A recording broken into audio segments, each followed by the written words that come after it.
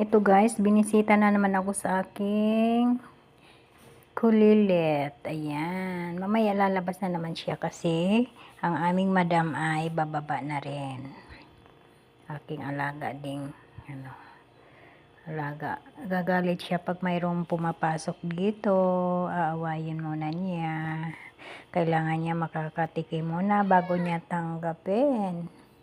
Dito sa pamamahay, yun ang aming madam dito sa bahay.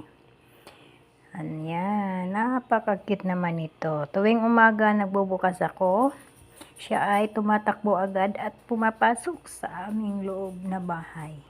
At nanghihingi ng pagkain. At syempre, asikasuhin natin. Ngayon ay busog na siya. Kaya ayan na siya guys. Hayahay na ang buhay niya. Inaaway siya ng nanay niya kasi buntis na naman yung nanay niya. Siya lang naman isa. Nag-iisang nabubuhay yata. Kasi sa labas lang siya pinanganak. Tapos kawawa naman siya. Kaya ayan, pinapapasok ko siya tuwing umaga. Tulog pang aking alaga. Nasa taas kasi natutulog. Nagpapalamig siya. Ayan.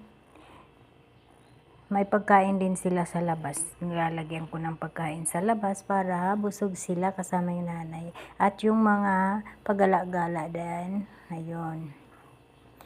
Kumakain din doon. Kung sinong gustong kumain yan ay libre silang kumain dyan sa labas. At may tubig pa.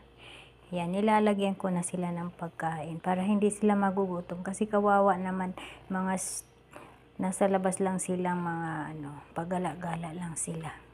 Kaya iyon, ayun. Ito man ay maganda talaga pangpawala ng stress. Yan, masaya tayo. Nakakatulong tayo sa kanila. Alagaan natin mabuti sila kasi may buhay din sila. Parang tao lang yan, naghahanap ng kalinga, 'di ba? Ayan pa ang isa. Away-away sila. Hindi sila magkasundo. Pero yung isa kong alaga ay nagkakasundo sila. Yun, naglalaro pa. Tulog pa kasi, ayan. Nangungulit ito. Masyado siyang makulit, guys. Ayun. Inaano na ang cellphone. Ayan. Diba, be? Si Kulilit ang pinapangalan ko nito kasi sobrang mangkulit ito. Ayun lang, guys. Maraming salamat. Ayan, kinakagat-kagat ang akin. Dati kasi nung bago siya pumunta, dinala kasi siya ng nanay niya dito. Sobrang tapang, ayaw magpahawak, nangangagat. Pero ang technique doon, papakainin mo, tapos unti-untiin mong hihipuin yung likuran niya, ganun. Ayan. Tapos yan, aamo na siya iyo.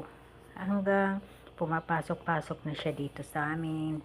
Ayan. Tanggap naman siya ng mga alaga ko. Hindi lang sila mag-close. Ang close niya yun, nasaan na? Ayun, kumakain yung close niya. Yun ang pinaka-close niya. O ano be? Kailangan lang makatutok sa'yo. Okay baby, magbabay na ang baby namin. Bye-bye. See you later. Bye. Aya R and Kulilit.